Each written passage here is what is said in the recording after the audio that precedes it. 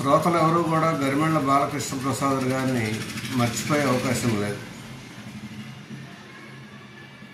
అన్నమాచార్య కీర్తనలు అంటే మనకి ఎవరైనా గుర్తు చేసినా, మనం ఎవరికైనా గుర్తు చేసినా, లేదా మనకంటే మనకే గుర్తొచ్చినా కూడా అన్నమాచార్య కీర్తనలు is equal to Balakrishna Prasad గారు, బాలకృష్ణ ప్రసాద్ గారు ఈజ్ ఈక్వల్ టు అన్నమాచార్య కీర్తనలు. ఇలా ఆ సంకీర్తనలతో మమేకమైపోయారు బాలకృష్ణ ప్రసాద్ గారు. స్వామివారిని కూడా అలా మమేకం చేశారని మనం నమ్మచ్చు. ఎందుకంటే వారి తుది శ్వాస దాకా ఈ సంకీర్తనలను అలాగే వారు కొనసాగించారు. ఇక వ్యక్తిగత పరిచయం, నాకు వ్యక్తిగత పరిచయం కనుక చూస్తే, విజయవాడలో విశ్రాంత స్టేట్ బ్యాంక్కి అధికారి ఒక ఆయన ఉన్నారు, ప్రసాద్ గారు, మొక్కపాటి ప్రసాద్.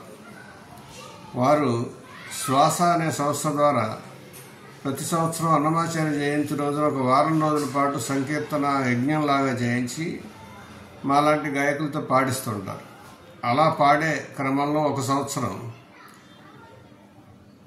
శ్రీ బాలకృష్ణ ప్రసాద్ గారితో సప్తగిరి సంకీర్తనలు డయాస్ మీద నేను వారు ఇద్దరం మాత్రమే కూర్చొని పాడే అరుదైన అవకాశం నాకు కలిగింది. స్వామివారి కటాక్షం వల్ల, బాలకృష్ణ ప్రసాద్ గారి సహృదయత వల్ల.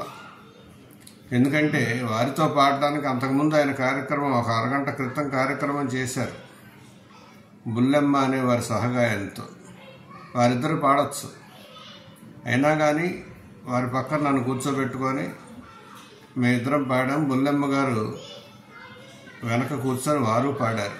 వారు ఎంతో సహృదయంతో మీరు ముందుకు రండి అంటే, ఇందాక నుంచి నేను పాడాను కదండి, మీరు కూర్చొని పర్వాలేదని చెప్పి ఎంతో ప్రోత్సాహం ఇచ్చారు వారు కూడా. అలా ఒకసారి అలాంటి అదృష్టం దక్కింది. అలాగే ఒకసారి మొక్కపాటి ప్రసాద్ గారింటికి వారు బాలకృష్ణ ప్రసాద్ గారు బస చేసి ఉండగా వెళ్ళినప్పుడు ఏది ఒక సంకీర్తన పాడండి అన్నారు.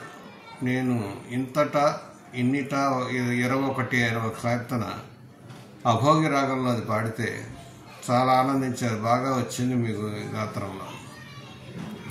ఆ తర్వాత వారి జన్మదినం రోజు ఫోన్లో శుభాకాంక్షలు చెప్పడం, లేదా వ్యక్తిగతంగా విజయవాడ వచ్చినప్పుడు కలవడం ఇలా జరిగేది. ఏదైనా వారు నడయాడిన ఈ కాలంలో మాలాంటి వారు కొద్ది అల్పజ్ఞానం ఉన్న సంగీత కళాకారులు మాలాంటి వారు కూడా వారితో సహచర్యం పొందటం అనేది నిజంగా మా అదృష్టం. శ్రీ వెంకటేశ్వరుడు మాకు ఇచ్చిన వరం. అలాగే బాలకృష్ణ ప్రసాద్ గారి సహృదయత కూడా అలాంటిదే. వారికి చిన్న పెద్ద అనే తేడా ఏం లేదు, అందరితోనూ సమానంగా సంభాషిస్తుంటారు, సమానంగానే మాట్లాడుతుంటారు. ఈ సందర్భంలో వారిని సంస్మరించుకోవడం నిజంగా నా అదృష్టంగా భావిస్తూ ఇండియా నెక్స్ట్ టీవీ వారికి కృతజ్ఞతలు తెలుపుతూ సెలవు.